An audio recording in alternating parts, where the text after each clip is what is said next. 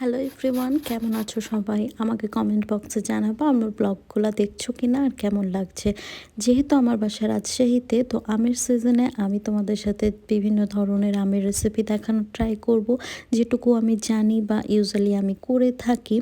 তো কাঁচা আমের শরবত, কাঁচা আমের ভর্তা এগুলো আমার খুবই পছন্দ। আমি জানি প্রত্যেকটা মেয়েরই পছন্দ, কাঁচা আম শুনলেই মুখে জল চলে আসে।